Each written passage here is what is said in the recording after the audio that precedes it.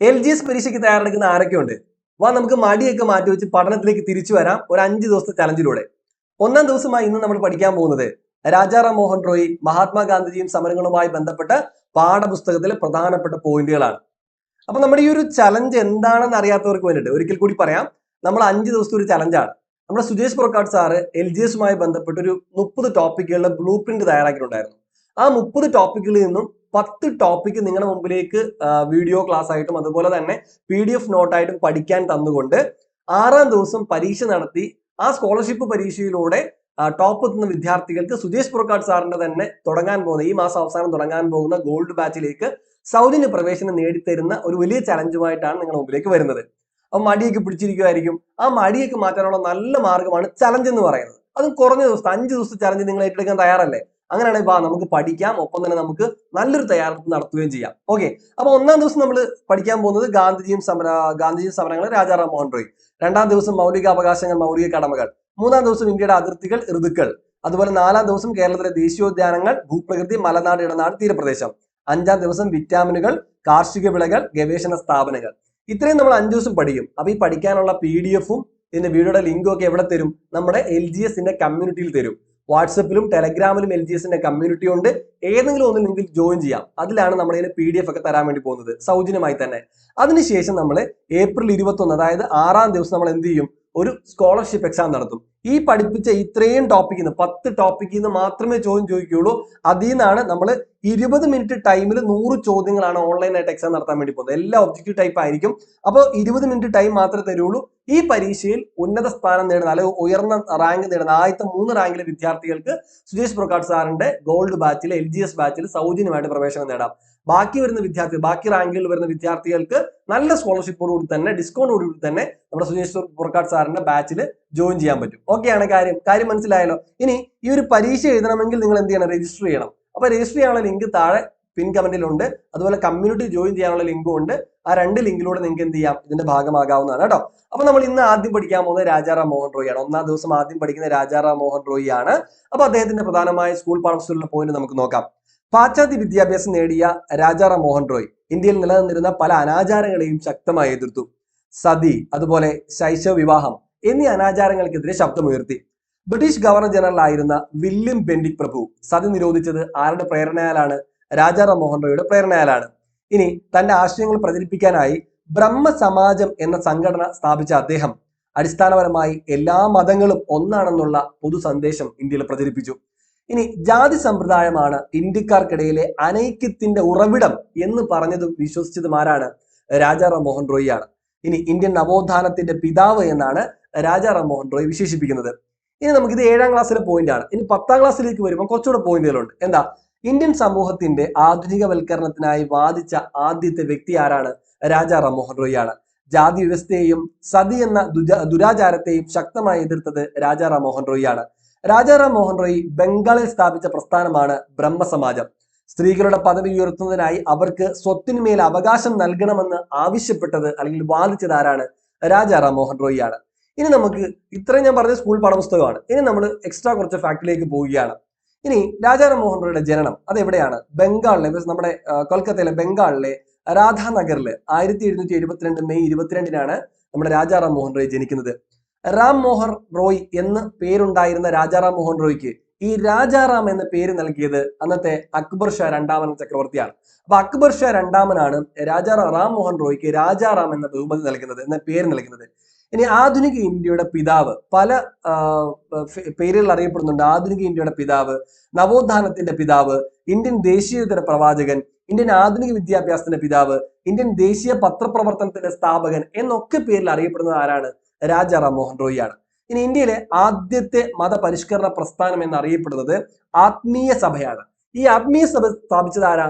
രാജാറാം മോഹൻ റോയ്. അതെന്ന 1815 കൊൽക്കത്തയിലാണ് ആത്മീയ സഭ രൂപീകരിക്കുന്നത്. ഇപ്പൊ രാജാറാം മോഹൻ റോയ് 1815 കൊൽക്കത്തയിൽ ആത്മീയ സഭ എന്ന് പറയുന്നൊരു സാമൂഹിക മതപരിഷ്കരണ പ്രസ്ഥാനം ആരംഭിക്കുന്നു. ഇതാണ് ഇന്ത്യയിലെ ആദ്യത്തെ മതപരിഷ്കരണ പ്രസ്ഥാനം. ഇനി അവിടെ കൊണ്ട് നിന്നില്ല. 1828 ഓഗസ്റ്റ് 20-ന് രാജാറാം മോഹൻ റോയ് കൊൽക്കത്തയിലെ ബ്രഹ്മസഭ എന്നൊരു സംഘടന രൂപീകരിച്ചു. 1828 ഓഗസ്റ്റ് 20-ന് ബ്രഹ്മസഭ എന്നൊരു സംഘടന സ്ഥാപിച്ചു. ആദ്യ ആത്മീയ സഭയായിരുന്നു. 28-ല് ബ്രഹ്മസഭ സ്ഥാപിക്കുന്നു. ഇതേ ബ്രഹ്മസഭ പിന്നീട് എന്തായി മാറി? ബ്രഹ്മസമാജം എന്ന പേരിലേക്ക് 1830 മാറുകയാണ്. ഓക്കെ, ബ്രഹ്മസഭ 28, അത് ബ്രഹ്മസമാജമായത് 1830. അത് പിന്നീട് ബ്രഹ്മസഭ തന്നെ, ബ്രഹ്മസമാജം തന്നെ പല പേരിൽ പിന്നീട് മാറി മാറി പോകുന്നുണ്ട്. ഞാൻ അതിലേക്ക് കടക്കുന്നില്ല. ഇനി അടുത്തത് സതി നിരോധിച്ച ബ്രിട്ടീഷ് ഗവർണർ ജനറൽ ആരാ? നമ്മൾ നേരത്തെ പറഞ്ഞു, വില്യം ബെന്റിക് പ്രഭു ആണ്. പക്ഷെ അവിടെ നമ്മൾ ഡേറ്റും വർഷവും പറഞ്ഞില്ല, അത് ഓർത്തിരിക്കുക. 1829 ഡിസംബർ 4-നാണ് നമ്മുടെ വില്യം ബെന്റിക് ഇന്ത്യയിൽ സതി നിരോധിക്കുന്നത്. ഇനി സതി നിരോധനത്തിന് വില്യം ബെന്റിക് പ്രഭുവിനെ പ്രേരിപ്പിച്ച വ്യക്തി ആരാ? അറിയാം, നമ്മുടെ രാജാറാം മോഹൻ റോയ് ആണ്. ഇനി രാജാറാം മോഹൻ റോയ് സ്ഥാപിച്ചൊരു കോളേജ് ഉണ്ട് കേട്ടോ കൊൽക്കത്തയില്, അതാണ് വേദാന്ത കോളേജ്. വർഷം 1825 അപ്പൊ 1825 കൊൽക്കത്തയില് വേദാന്ത കോളേജ് സ്ഥാപിച്ചത് രാജാറാം മോഹൻ റോയ് ആണ്. ഈ രാജാറാം മോഹനയുടെ ബുക്കുകൾ അല്ലെങ്കിൽ പ്രസിദ്ധീകരണങ്ങളും പ്രധാന പത്രങ്ങളും നമുക്ക് നോക്കാം. ആദ്യം തന്നെ 1820 പ്രസിദ്ധീകരിച്ച ജീസസിന്റെ കൽപ്പനകൾ രാജാറാം മോഹൻ റോയുടേതാണ്. അതുപോലെ തന്നെ ഏകദൈ വിശ്വാസികൾക്ക് ഒരു ഉപഹാരം എന്ന പേരിൽ ഒരു പേർഷ്യൻ ഭാഷയിൽ എഴുതിയതാണ്. അതിന്റെ യഥാർത്ഥത്തിൽ പേർഷ്യൻ ഭാഷയിൽ തുഹ്ഫത്തുൽ മുവാഹിദീൻ എന്ന ഒരു കൃതി രചിച്ചിട്ടുണ്ട്. തുഹ്ഫത്തുൽ മുവാഹിദീൻ പേർഷ്യയിൽ രചിച്ചിട്ടുള്ള ഒരു കൃതിയാണ്. മലയാളത്തിൽ നമ്മൾ പറയുമ്പോൾ ഏകദൈ വിശ്വാസികൾക്ക് ഒരു ഉപഹാരം, തുഹ്ഫത്തുൽ മുവാഹിദീൻ. ഇവിടെ എപ്പോഴും പലർക്കും തെറ്റിപ്പോകാറുണ്ട്. തുഹ്ഫത്തുൽ മുവാഹിദീനും ഉണ്ട്, മുജാഹിദീനും ഉണ്ട്. തുഹ്ഫത്തുൽ മുജാഹിദീൻ എന്ന് പറയുന്നത് കേരളത്തിൽ എഴുതിയതാണ്. അത് നമ്മുടെ സൈനുദ്ദീൻ മഖ്ദൂം എഴുതിയതാണ് തുഹ്ഫത്തുൽ മുജാഹിദീൻ. ഇത് തുഹ്ഫത്തുൽ മുവാഹിദീൻ ആണ്. അത് രാജാറാം മോഹൻ റോയ് 1804 ഓക്കെ. അടുത്തത് പ്രധാന പത്രങ്ങളാണ്. ഒന്ന് ബംഗാളി ഭാഷയിൽ എഴുതിയ സമ്പാദ് കൗമുദി, അത് 1821 സമ്പാദ് കൗമുദി. ഇനി പേർഷ്യൻ ഭാഷയിൽ ഒരു പത്രമുണ്ട്, അതാണ് മിറാത്തുൽ അക്ബർ, അത് 1822. പ്രധാനപ്പെട്ട 2 പത്രങ്ങളുണ്ട്.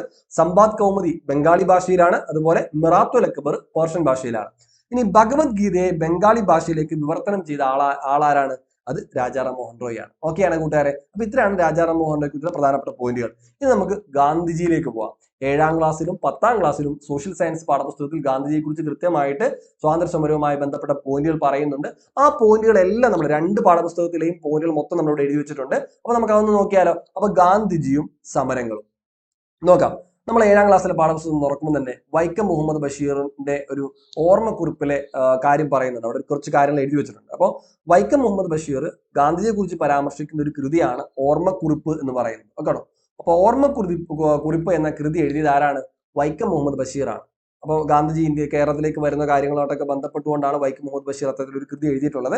ഇനി അടുത്തത് ഗാന്ധിയൻ കാലഘട്ടം എന്ന് നമ്മൾ ഇന്ത്യൻ ചരിത്രത്തിൽ പറയും. ഇന്ത്യൻ ദേശീയ പ്രസ്ഥാനത്തിന്റെ 3ാം ഘട്ടം നമ്മൾ ഗാന്ധിയൻ കാലഘട്ടം എന്ന് പറയുന്നത് അത് 1919 മുതൽ 47 വരെയാണ്. അപ്പൊ ഇന്ത്യൻ ദേശീയ പ്രസ്ഥാനത്തിന്റെ 3ാമത്തെ ഘട്ടം എന്ന് പറയുന്നത് ഗാന്ധിയൻ കാലഘട്ടമാണ്. അപ്പൊ ആ ഗാന്ധിയൻ കാലഘട്ടം 1919 മുതൽ 1947 വരെയുള്ള കാലഘട്ടമാണ് ഗാന്ധിയൻ ഇറ, ഗാന്ധിയൻ കാലഘട്ടം എന്ന പേരിൽ അറിയപ്പെടുന്നത്. ഓക്കെ. അപ്പൊ നിങ്ങളോട് ചോദിക്കുകയാണ്, ഇന്ത്യൻ ദേശീയ പ്രസ്ഥാനത്തിന്റെ 3ാമത്തെ ഘട്ടം എന്നാണ്? 1919-47. ഇന്ത്യൻ ദേശീയ പ്രസ്ഥാനത്തിന്റെ 3ാമത്തെ ഘട്ടം ഏത് പേരിൽ അറിയപ്പെടുന്നത്? ഗാന്ധിയൻ ഇറ, ഗാന്ധിയൻ കാലഘട്ടം എന്നാണ് അറിയപ്പെടുന്നത്. ഓക്കെയാണ്. ഇനി ഗാന്ധിജി ദക്ഷിണാഫ്രിക്കയിൽ നിന്നും ഇന്ത്യയിൽ തിരിച്ചെത്തിയത് 1915 ജനുവരി 9-നാണ്. നമുക്കറിയാം ജനുവരി 9 നമ്മൾ പ്രവാസി ഭാരതീയ ദിവസമായിട്ട് ആചരിക്കുന്നുണ്ട്. അപ്പൊ 1915 ജനുവരി 9-നാണ് ഗാന്ധിജി ദക്ഷിണാഫ്രിക്കയിൽ നിന്നും അവസാനമായിട്ട് മടങ്ങിയെത്തുന്നത്. ഇനി ഗാന്ധിജി ദക്ഷിണാഫ്രിക്കയിൽ എത്തിച്ചേരാൻ, അങ്ങോട്ട് പോകാനുള്ള കാരണം എന്താ? അത് ദാദാ അബ്ദുള്ളയുടെ കേസുകൾ വാദിക്കാൻ, ദാദാ അബ്ദുള്ള ആൻഡ് കമ്പനി എന്ന് പറയുന്ന കമ്പനിയുടെ കേസുകൾ വാദിക്കാൻ വേണ്ടിയിട്ടാണ് ഗാന്ധിജി ഇവിടുന്ന് ദക്ഷിണാഫ്രിക്കയിൽ പോകുന്നത്. ഓക്കെ. ഇനി ഇന്ത്യക്കാരനായതുകൊണ്ട് വെള്ളക്കാർക്കൊപ്പം 1ാം ക്ലാസ്സിൽ യാത്ര ചെയ്യാൻ അവകാശമില്ല എന്ന് പറഞ്ഞുകൊണ്ട് ഗാന്ധിജി ഇറക്കി വിട്ട ട്രെയിൻ യാത്ര ദർബനിൽ നിന്നും പിട്രോയിലേക്കുള്ള യാത്രയിലാണ്, ട്രെയിൻ യാത്രയിലാണ്, പിട്രോട്ടിയിലേക്കുള്ള യാത്രയിലാണ് ഗാന്ധിജി എന്ത് ചെയ്യുന്നത്? നമ്മുടെ ഇവിടുന്ന് തീവണ്ടി നിന്നും ഇറക്കി പുറത്തേക്ക് എടുത്ത് എറിയുന്നത്. ഇനി ഗാന്ധിജി ദക്ഷിണാഫ്രിക്കയിൽ എത്ര വർഷം ഉണ്ടായിരുന്നു? 21 വർഷം ഗാന്ധിജി ദക്ഷിണാഫ്രിക്കയിൽ ഉണ്ടായിരുന്നു. ഇനി ഗാന്ധിജിയുടെ അഹിംസയിലധിഷ്ഠിതമായിട്ടുള്ള സത്യാഗ്രഹ സമയം നമുക്ക് ഓരോന്ന് നോക്കാം. അഹിംസയിലധിഷ്ഠിതമായ സത്യാഗ്രഹ മാർഗത്തിനായി ഗാന്ധിജി സബർമതി ആശ്രമം സ്ഥാപിച്ചത് ഗുജറാത്തിലെ അഹമ്മദാബാദിലാണ്. അപ്പൊ ഗാന്ധിജിയുടെ സബർമതി ആശ്രമം എവിടെയാ? ഗുജറാത്തിലെ അഹമ്മദാബാദിലാണ്. ഇനി ഗാന്ധിജി നേതൃത്വപരമായ പങ്ക് വഹിച്ച ആദ്യത്തെ സമരമാണ് 1917 ചമ്പാരൻ സമരം എന്ന് പറയുന്നത്. ഗാന്ധിജിയുടെ ഇന്ത്യയിലെ ആദ്യത്തെ സത്യാഗ്രഹ സമരം ഏതാണ്? ഗാന്ധിജിയുടെ ഇന്ത്യയിലെ ആദ്യത്തെ സമരം ഏതാണ്? ചമ്പാരൻ സമരമാണ്. അപ്പൊ അത് 1917 ചമ്പാരൻ സമരം നടക്കുന്നത്. അത് ബീഹാറിലെ നീലം കർഷകർക്ക് വേണ്ടിയിട്ടാണ് ഗാന്ധിജി ആദ്യമായിട്ട് സമരം നടത്തുന്നത്. 1917 ഗാന്ധിജി നേതൃത്വപരമായ പങ്ക് വഹിച്ച ആദ്യത്തെ സമരം എന്നറിയപ്പെടുന്നതും 1917 ചമ്പാരൻ സമരമാണ്. നീലം കർഷകരുടെ ദുരിതവും കഷ്ടപ്പാടുകളും ഗാന്ധിജിയുടെ ശ്രദ്ധയിൽപ്പെടുത്തിയത് രാജ്കുമാർ ശുക്ലയാണ്. അപ്പൊ ഈ ബീഹാറിൽ യഥാർത്ഥത്തിൽ അവിടുത്തെ നേതാക്കന്മാരെന്ന് പറഞ്ഞ രാജ്കുമാർ ശുക്ലയായിരുന്നു. അപ്പൊ രാജ്കുമാർ ശുക്ലയാണ് നീലം കർഷകരുടെ ദുരിതവും കഷ്ടപ്പാടുകളൊക്കെ ഗാന്ധിജിയുടെ ശ്രദ്ധയിൽ ആദ്യമായിട്ട് പെടുത്തിയത്. ഇനി ഗാന്ധിയുടെ നിർദ്ദേശപ്രകാരം 1916 കോൺഗ്രസിന്റെ ലക്നൗ സമ്മേളനത്തിൽ നീലം കർഷകരോട് സഹതാപം പ്രകടിപ്പിച്ചുകൊണ്ടുള്ള പ്രമേയം അവതരിപ്പിച്ചത് ബ്രിജ് ബാബു കിഷോർ പ്രസാദാണ്. അപ്പോൾ ഇത് വേണമെങ്കിൽ ചോദിക്കുക, ഈ നീലം കർഷകരുമായി നമ്മുടെ ഈ ചമ്പാര സത്യാഗ്രഹവുമായി ബന്ധപ്പെട്ടുകൊണ്ടാണ് ഈ ഒരു ചോദ്യം വരുന്നത്. ഈ പാഠപുസ്തകത്തിലുള്ള പോയിന്റ് ആണ്. അപ്പോൾ ബ്രിജ് ബാബു കിഷോർ പ്രസാദ് ആണ് 1916 ലാഹോർ സമ്മേളനത്തിൽ ഇത്തരത്തിൽ ഇവരുടെ കാര്യങ്ങളൊക്കെ മുൻനിർത്തിക്കൊണ്ട് ഒരു പ്രമേയം അവതരിപ്പിക്കുന്നത്. ഓക്കെ, യെസ്, അത് ഗാന്ധിയുടെ നിർദ്ദേശപ്രകാരമാണ്. ഇനി ഗാന്ധിജി ഇന്ത്യയിൽ നടത്തിയ ആദ്യത്തെ നിരാഹാര സത്യാഗ്രഹം ഏതാണെന്ന് ചോദിച്ചാൽ അത് 1918 അഹമ്മദാബാദ് തുണിമിൽ സമരമാണ്. ഇനി എന്തുകൊണ്ടാണ് ഈ തുണിമിൽ സമരം ഉണ്ടായത്? അത് പ്ലേഗ് ബോണസിനെ ചൊല്ലിക്കൊണ്ടാണ് ഈ അഹമ്മദാബാദ് മിൽ സ്ട്രൈക്ക് ഉണ്ടാകുന്നത്. അതിലും ഗാന്ധിജി ഇടപെടുകയാണ്. ഗാന്ധിജി അവിടെ നിരാഹാരം കിടക്കുകയാണ്. ഇന്ത്യയിലെ ആദ്യത്തെ നിരാഹാര സമരം ഗാന്ധിയുടെ ഏതാണെന്ന് ചോദിച്ചാൽ 1918 അഹമ്മദാബാദ് തുണിമിൽ സമരമാണ്. ഗാന്ധിയുടെ ഇന്ത്യയിലെ ആദ്യത്തെ സത്യാഗ്രഹ സമരം ഏതാണെന്ന് ചോദിച്ചു കഴിഞ്ഞാൽ അതേതാണ്? അത് ചമ്പാര സത്യാഗ്രഹമാണ്, 1917 എന്നാൽ നിരാഹാര സമരം അത് അഹമ്മദാബാദ് മിൽ സ്ട്രൈക്ക് ആണ്, 1918 കാരണം എന്താ? അത് പ്ലേഗ് ബോണസിനെ ചൊല്ലിയുള്ള തർക്കമാണ് ഇത്തരത്തിലൊരു സമരത്തിന് കാരണം. ഇനി ഗാന്ധിജി ഗുജറാത്തിലെ ഖേദയിൽ നികുതി നിഷേധ സമരത്തിന് നേതൃത്വം നൽകിയ വർഷം 1918 അപ്പൊ ഖേദ സത്യാഗ്രഹ സമരം എന്നാണ് 1918 തന്നെയാണ്. അഹമ്മദാബാദ് മിൽ സ്ട്രൈക്ക് തുണിമിൽ സമരവും അതുപോലെ തന്നെ ഖേദ സമരവും 1918 ഒരേ വർഷം തന്നെയാണ്. ഇനി അടുത്ത് ഏത് നിയമത്തിനെതിരെ പ്രതിഷേധിച്ചുകൊണ്ടാണ് ഗാന്ധിജി ഇന്ത്യയിലെ ദേശീയ സമരത്തിലേക്ക് കടന്നത് എന്ന് ചോദിച്ചാൽ ഉത്തരം റൗലറ്റ് നിയമമാണ്. റൗലറ്റ് നിയമത്തിനെതിരായിട്ട് അല്ലെങ്കിൽ റൗലറ്റ് പ്രക്ഷോഭവുമായി ബന്ധപ്പെട്ടാണ് ഗാന്ധിജി ഇന്ത്യയിലെ ദേശീയ സമരത്തിലേക്ക് കടന്നു വരുന്നത്. ഇനി ഏതൊരു ഇന്ത്യക്കാരനെയും വാറണ്ട് ഇല്ലാതെ അറസ്റ്റ് ചെയ്യാനും രഹസ്യ വിചാരണ നടത്താനും വിചാരണ കൂടാതെ ജയിലിലടയ്ക്കാനും ബ്രിട്ടീഷുകാർക്ക് അധികാരം നൽകുന്ന നിയമമാണ് ഈ റൗലറ്റ് നിയമം എന്ന് പറയുന്നത്. എന്ത് ചെയ്യാം? ഇന്ത്യയിൽ ആരെ വേണമെങ്കിലും ഒരു വിചാരണ കൂടാതെ അവനെ പിടിച്ചകത്തിടാം. ഈ ഒരു കരി നിയമത്തിനെതിരായിട്ടാണ് ഗാന്ധിജി ആദ്യമായിട്ട് ഇന്ത്യയിൽ ഒരു ദേശീയ സമരത്തിലേക്ക് ഇറങ്ങി വരുന്നത്. ഇനി അടുത്തത് ഗാന്ധിജിയുടെ ആഹ്വാനപ്രകാരം റൗലറ്റ് നിയമത്തിനെതിരെ കരിദിനമായി ആചരിച്ചത് 1919 ഏപ്രിൽ 6 ഇനി റൗലറ്റ് നിയമവിരുദ്ധ സമരങ്ങൾക്ക് പഞ്ചാബിൽ നേതൃത്വം നൽകിയ ആൾക്കാരാണ് ഒന്ന് സൈഫുദ്ദീൻ കിച്ചുലു എന്ന് പറയുന്നത്. അപ്പൊ സൈഫുദ്ദീൻ കിച്ചുലു ആണ് നമ്മുടെ പഞ്ചാബിലെ അമൃത്സറിൽ എന്ത് ചെയ്യുന്നത്? ഈ റൗലറ്റ് നിയമവുമായി ബന്ധപ്പെട്ട് അവിടെ പ്രധാനമായിട്ട് നേതൃത്വം കൊടുക്കുന്നത്. അപ്പൊ ഈ സൈഫുദ്ദീൻ കിച്ചുലുവിനെയും അതുപോലെ തന്നെ ഡോക്ടർ സത്യപാൽ എന്ന് പറയുന്ന രണ്ടുപേരുണ്ട്. ഒന്ന് സൈഫുദ്ദീൻ കിച്ചുലു, രണ്ട് ഡോക്ടർ സത്യപാൽ. അപ്പൊ ഇവരെ എന്ത് ചെയ്തു? ഇവരെ അറസ്റ്റ് ചെയ്തു. അപ്പൊ ഈ ഒരു ജാലിയൻ വാലാബാഗിൽ ജനങ്ങൾ കൂട്ടം കൂടിയത് ആരുടെ അറസ്റ്റിനെതിരെ പ്രതിഷേധിക്കാൻ വേണ്ടിയിട്ടാണെന്ന് ചോദിച്ചു കഴിഞ്ഞാൽ ഈ പറയുന്ന ഡോക്ടർ സത്യപാലിനെയും അതുപോലെ ഡോക്ടർ സൈഫുദ്ദീൻ കിച്ചുലുവിനെയും അറസ്റ്റ് ചെയ്തതുമായി ബന്ധപ്പെട്ടുകൊണ്ടാണ് ഈ അമൃത്സറിൽ നമ്മുടെ ജാലിയൻ വാലാബാഗിൽ ആൾക്കാർ ഒരുമിച്ച് കൂടുന്നത്. അപ്പൊ അവിടെയാണ് നമ്മുടെ 1919 ഏപ്രിൽ 13 ജാലിയൻ വാലാബാഗ് കൂട്ടക്കൊല നടക്കുന്നത്. ജനറൽ ഡയർ എന്ന നരാധമൻ എന്ത് ചെയ്യുന്നു? നിരായുധരായ ജനങ്ങൾക്ക് നേരെ വെടിവെക്കാൻ ഉത്തരവിടുന്നു. അങ്ങനെ അവിടെ വലിയ വെടിവെപ്പ് നടക്കുന്നു. നിരവധി ആളുകൾ, കുഞ്ഞുങ്ങൾ, സ്ത്രീകൾ, വലിയ മുതിർന്നവരൊക്കെ അവിടെ മരണപ്പെടുകയാണ്. അപ്പോൾ ജാലിയൻ വാലാബാഗ് കൂട്ടക്കൊല നടന്നത് 1919 ഏപ്രിൽ 13 ഇനി ജാലിയൻ വാലാബാഗ് കൂട്ടക്കൊലയിൽ പ്രതിഷേധിച്ചുകൊണ്ട് ഗാന്ധിജി ബ്രിട്ടീഷുകാർക്ക് തിരികെ നൽകിയ പദവിയാണ് കൈസർ ഇ ഹിന്ദ് എന്ന് പറയുന്ന പദവി. കേട്ടോ, കൈസർ എ അല്ല, കൈസർ ഇ ഹിന്ദ് എന്ന് പറയുന്ന ബഹുമതി തിരികെ നൽകുകയാണ്. പ്ലാസി യുദ്ധം ബ്രിട്ടീഷ് ഭരണത്തിന് അടിത്തറയിട്ടെങ്കിൽ ജാലിയൻ വാലാബാഗ് സംഭവം ബ്രിട്ടീഷ് ഭരണത്തിന്റെ അടിത്തറ ഇളക്കി എന്ന് പറഞ്ഞത് ജാലിയൻ വാലാബാഗ് ബന്ധപ്പെട്ട് പറഞ്ഞത് ആരാ? ഗാന്ധിജിയാ പറഞ്ഞത്. അപ്പൊ ഗാന്ധിജിയുടെ കുറെ കൊട്ടേഷൻസ് നമ്മൾ PSC പരീക്ഷയിൽ ഇടക്കിടയ്ക്ക് ചോദിക്കാറുണ്ട്.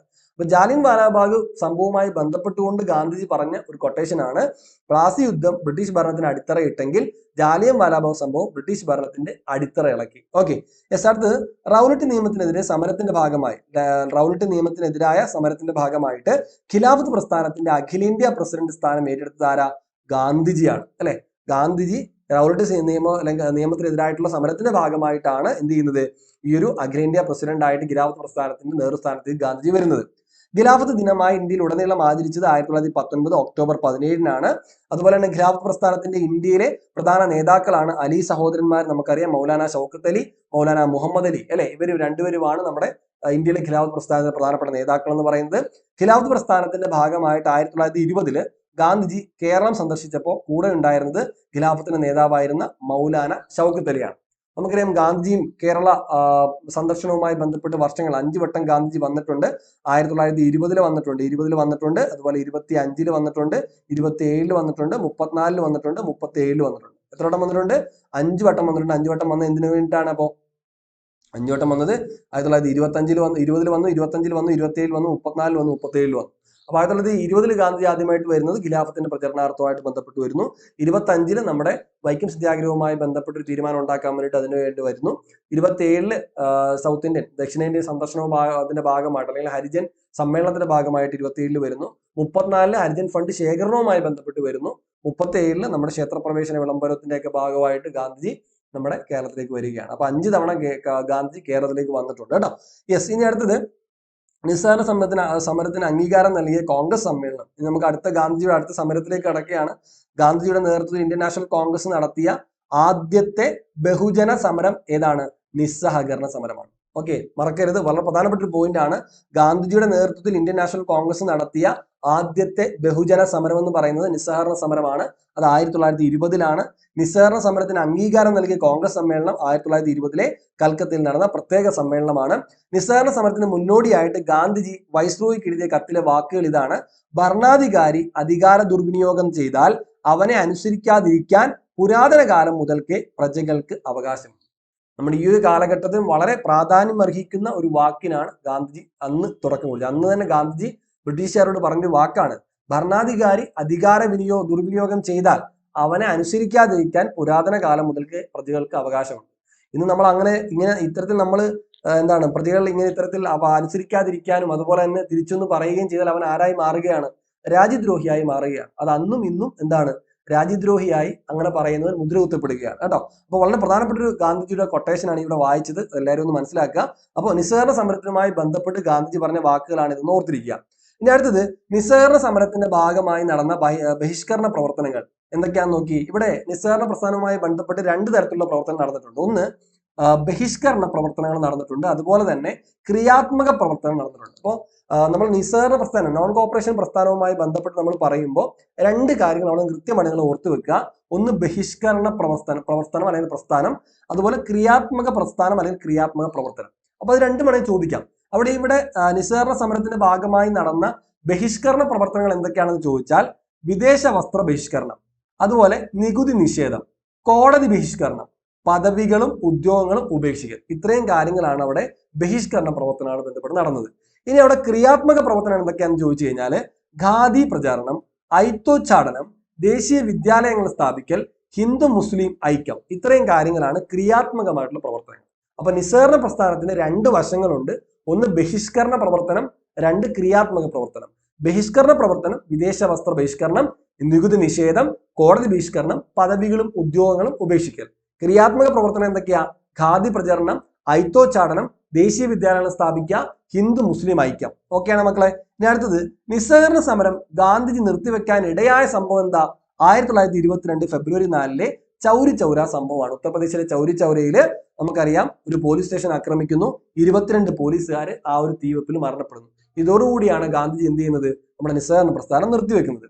ഇനി ഗാന്ധിജിയുടെ നേതൃത്വത്തിൽ നിയമലംഘന പ്രസ്ഥാനം തുടങ്ങാൻ തീരുമാനിച്ച കോൺഗ്രസ് സമ്മേളനം 1929 ലാഹോർ സമ്മേളനമാണ്.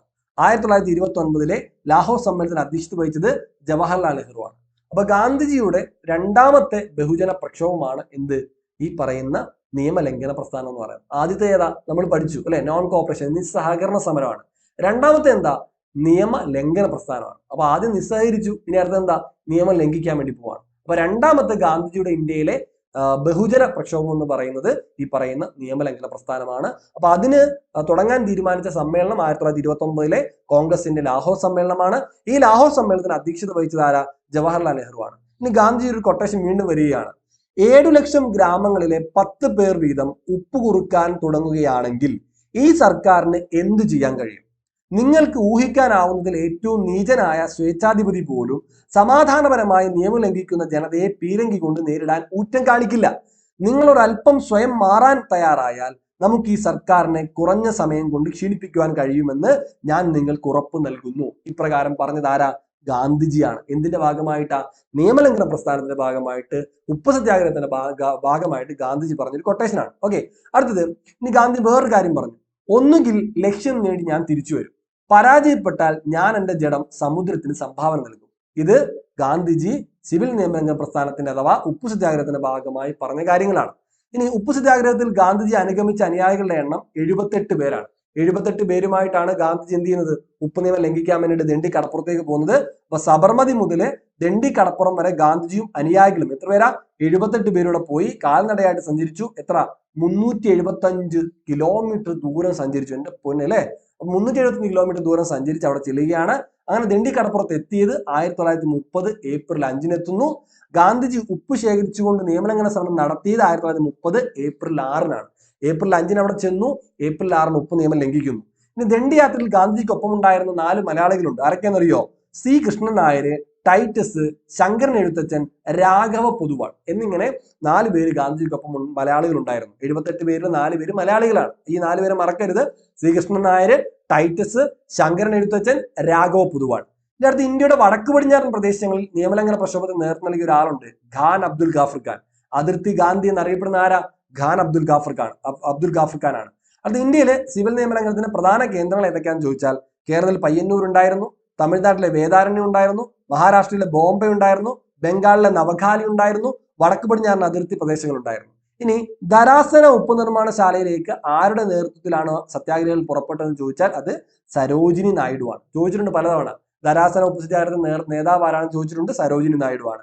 ഇനി അടുത്തത് കേരളത്തിൽ ഉപ്പ് സത്യാഗ്രഹത്തിന്റെ പ്രചാരണ പ്രവർത്തനങ്ങൾക്ക് നേതൃത്വം നൽകിയത് കെ മാധവൻ നായരും ഇ മൊയ്തു മൗലവിയാണ്. ശ്രദ്ധിക്കുക, കേരളത്തിൽ ഉപ്പു സത്യാഗ്രഹത്തിന്റെ പ്രചരണ പ്രവർത്തനങ്ങൾക്ക് നേതൃത്വം നൽകിയത് ആരാണ്? അത് കെ മാധവൻ നായരും ഇ മൊയ്തു മൗലവിയാണ്. എന്നാൽ കേരളത്തിൽ ഉപ്പു സത്യാഗ്രഹത്തിന്റെ പ്രധാന കേന്ദ്രങ്ങൾ പയ്യന്നൂർ, കോഴിക്കോടാണ്. പയ്യന്നൂർ ഉപ്പു സത്യാഗ്രഹം നേതൃത്വം നൽകിയത് ആരാ? കെ കേളപ്പനാണ്. കേരള ഗാന്ധി എന്നറിയപ്പെടുന്ന കെ കേളപ്പനാണ്.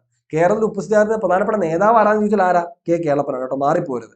അടുത്ത ഇന്ത്യയുടെ വടക്കിഴക്കൻ പ്രദേശങ്ങളിൽ നിയമലംഘന സമരത്തിന്റെ ഭാഗമായിട്ട് ദേശീയ പ്രസ്ഥാനത്തിൽ പങ്കാളിയായ 13 വയസ്സുകാരിയുണ്ട്. ആ വയസ്സുകാരുടെ പേരെന്നറിയോ? റാണി ഗീഡിലിയു.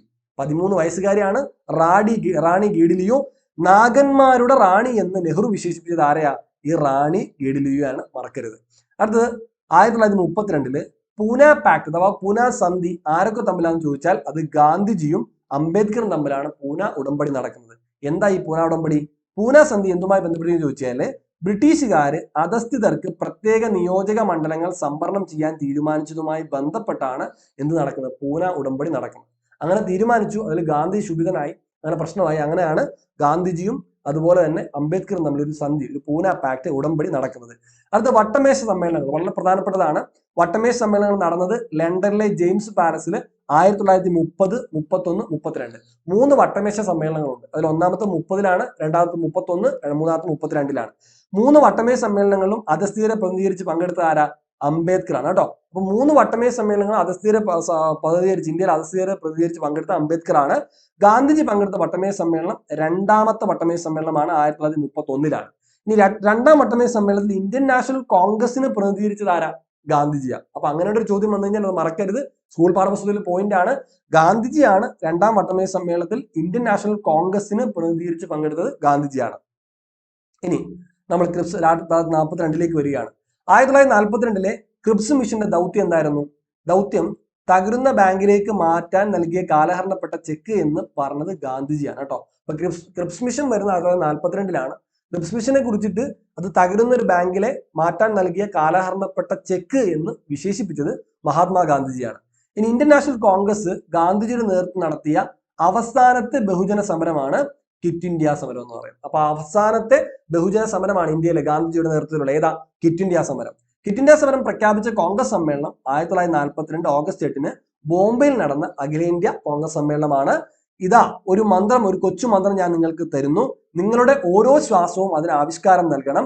പ്രവർത്തിക്കുക, ഡു ഓർ ഡൈ, പ്രവർത്തിക്കുക അല്ലെങ്കിൽ മരിക്കുക. നാം ഒന്നുകിൽ ഇന്ത്യയെ സ്വതന്ത്രമാക്കും, അല്ലെങ്കിൽ ആ ശ്രമത്തിൽ മരിക്കും. നാം നമ്മുടെ അടിമത്തം തുടരുന്നത് കാണാൻ ജീവിച്ചിരിക്കുകയില്ല.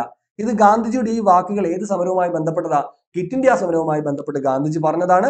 വർഷം 1942-ലാണ്. ഓക്കെ, യെസിന്റെ അടുത്തത് ക്വിറ്റ് ഇന്ത്യ സമരത്തിന്റെ ഭാഗമായിട്ട് അറസ്റ്റ് ചെയ്തപ്പോൾ, ഗാന്ധിജി അറസ്റ്റ് ചെയ്യപ്പെട്ടപ്പോൾ ഗാന്ധിജിയും ഭാര്യയും കസ്തൂർബ ഗാന്ധിയും പാർപ്പിച്ച ജയിലാണ് പൂനെയിലെ ആഗാഖാൻ പാലസിലെ ജയിൽ എന്ന് പറയുന്നത്. കസ്തൂർബ ഗാന്ധി ആഗാഖാൻ ജയിലിൽ വെച്ച് മരണപ്പെട്ടത് 1944 ഫെബ്രുവരി 22-ലാണ്. ഇനി ഗാന്ധിജി അടക്കമുള്ള കോൺഗ്രസിന്റെ മുൻനിര നേതാക്കളെല്ലാം അറസ്റ്റിലായപ്പോ ഒളിവിൽ നിന്നുകൊണ്ട് ക്വിറ്റ് ഇന്ത്യ സമരത്തിന് ശക്തമായി പിന്തുണ നൽകിയ ആൾക്കാരാണ് ജയപ്രകാശ് നാരായണനും അരുണ അസഫ് അലിയും. ഇനി അരുണ അസഫ് അലിയെ കുറിച്ച് പറയാനുണ്ട്. ക്വിറ്റ് ഇന്ത്യ സമര നായിക എന്ന് ഗാന്ധിജി വിശേഷിപ്പിച്ചത് അരുണ അസഫ് അലിയാണ്, മറക്കരുത്. ക്വിറ്റ് ഇന്ത്യ സമര നായിക ആരാണ്? അരുണ അസഫ് അലിയാണ്. അങ്ങനെ വിശേഷിപ്പിച്ചത് ആരാ? ഗാന്ധിജിയാണ്. ഇനി കേരളത്തിൽ ക്വിറ്റ് ഇന്ത്യ സമരത്തിന്റെ ഭാഗമായി ഹർത്താൽ ആചരിച്ചത് 1942 ഓഗസ്റ്റ് 9-നാണ്. ക്വിറ്റ് ഇന്ത്യ ദിനം എന്നറിയപ്പെടുന്നത് ഓഗസ്റ്റ് 9-ആണ്. ഇനി 1948 ജനുവരി 30-ന് വൈകുന്നേരം 5:17-നാണ് ഗാന്ധിജി ഡൽഹി ബിർള ഹൗസിൽ എന്ത് ചെയ്യുന്നത്? വെടിയേറ്റ് മരിക്കുന്നത്. ഗാന്ധിജി വധത്തെക്കുറിച്ച് ആദ്യത്തെ അന്വേഷണ കമ്മീഷൻ ഗോപാൽ സ്വരൂപ് പഥക്കാണ്. അതുപോലെ തന്നെ രണ്ടാമത് ഗാന്ധിവാദത്തെ കുറിച്ച് അന്വേഷിച്ചത് കപൂർ കമ്മീഷനാണ്. പ്രധാനപ്പെട്ട 2 കമ്മീഷനാണ്, മറക്കരുത്. ഗോപാൽ സ്വരൂപ് കമ്മീഷനാണ് ആദ്യമായിട്ട് അന്വേഷിക്കുന്നത്, രണ്ടാമത് അന്വേഷിച്ചത് കപൂർ കമ്മീഷനാണ്. ഇനി ഗാന്ധിജിയുടെ പത്രങ്ങൾ ഇന്ത്യൻ ഒപ്പീനിയൻ 1904 ഇന്ത്യൻ ഒപ്പീനിയൻ, അതുപോലെ തന്നെ നവജീവൻ ഗുജറാത്തി പത്രമാണ് കേട്ടോ. 3 പത്രങ്ങൾ പ്രധാനപ്പെട്ടതാണ്. ഒന്ന് ഇന്ത്യൻ ഒപ്പീനിയൻ ആണ് 1904 രണ്ടാമത്തത് നവജീവനാണ്, ഗുജറാത്തി ഭാഷയിലാണ്, 1918 യങ് ഇന്ത്യ 1919 ഹരിജൻ 1933 പ്രധാനമായിട്ട് 4 അല്ലെ, 4 പറഞ്ഞു. ഇന്ത്യൻ ഒപ്പീനിയൻ ഉണ്ട്, നവജീവൻ, യങ് ഇന്ത്യ, ഹരിജൻ പ്രധാനപ്പെട്ട അദ്ദേഹത്തിന്റെ ന്യൂസ് പേപ്പറുകളാണ് കേട്ടോ. യെസ്. ഇനി അടുത്ത് കുറച്ച് കാര്യങ്ങൾ പറയാനുണ്ട്. സുഭാഷ് ചന്ദ്രബോസിനെ നേതാജി എന്ന് വിശേഷിപ്പിച്ചത് ആരാ? ഗാന്ധിജിയാണ്. തിരിച്ച് ഗാന്ധിജിയെ ഇന്ത്യയുടെ രാഷ്ട്രപിതാവ് എന്ന് വിശേഷിപ്പിച്ചത് ആരാ? സുഭാഷ് ചന്ദ്രബോസ് ആണ്. ഇനി മഹാത്മാ എന്നറിയപ്പെടുന്നത് ഗാന്ധിജിയാണ്. അങ്ങനെ ഗാന്ധിജിയെ വിളിച്ചത് ടാഗോറാണ്. മഹാത്മാഗാന്ധിയെ മഹാത്മാ എന്ന് വിശേഷിപ്പിച്ചത് ടാഗോറാണ്. ഇനി മഹാത്മാ എന്നറിയപ്പെടുന്ന കേരള നേതാവാണ് അയ്യങ്കാളി. ഗാന്ധി എന്ന സിനിമ സംവിധാനം ചെയ്തത് ആരാണ്? റിച്ചാർഡ് ആറ്റംബറോ ആണ്. ഗാന്ധി എന്ന സിനിമയ്ക്ക് ലഭിച്ച ഓസ്കാറുകളുടെ എണ്ണം 8 ഗാന്ധിജിയുടെ ദക്ഷിണാഫ്രിക്കയിലെ ജീവിതാനുഭവങ്ങൾ ചിത്രീകരിക്കുന്ന സിനിമയാണ് മേക്കിംഗ് ഓഫ് മഹാത്മാ. ശ്യാം ബെനഗലാണ് സംവിധാനം ചെയ്തത്. ഓക്കെ, അപ്പൊ ഇത്രയും കാര്യങ്ങൾ ഓർത്തിരിക്കുക. അപ്പോ ഈ പോയിന്റുകളെല്ലാം നമ്മുടെ ഇതിന്റെ PDF എല്ലാം നമ്മുടെ കമ്മ്യൂണിറ്റിയിൽ അവൈലബിൾ ആണ് കേട്ടോ.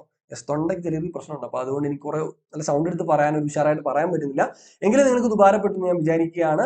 അപ്പൊ നന്നായിട്ട് പഠിക്കുക, ഉഷാറായിട്ട് തന്നെ പഠിക്കുക. ഇത് അത്രയും പഠിച്ചിട്ടിരിക്കുക. നമ്മൾ എക്സാം മറക്കണ്ട. നമ്മൾ ലാസ്റ്റ് 5-ാം 6-ാം ദിവസമാണ് പരീക്ഷ. നന്നായിട്ട് എല്ലാവരും പരീക്ഷ എഴുതുക, ടോപ്പ് മാർക്ക് നേടുക. അപ്പൊ എല്ലാവർക്കും ഇത് ഊർജ്ജമാകട്ടെ. എല്ലാവരും മടിയെന്നൊക്കെ മാറി പഠനത്തിലേക്ക് വരാൻ ഈ ഒരു ചലഞ്ച് ഊർജ്ജമാകട്ടെ എന്ന് വിചാരിക്കുന്നു. അപ്പൊ എല്ലാവർക്കും ഓൾ ദ ബെസ്റ്റ്. നന്നായിട്ട് പഠിക്കുക. ബൈ.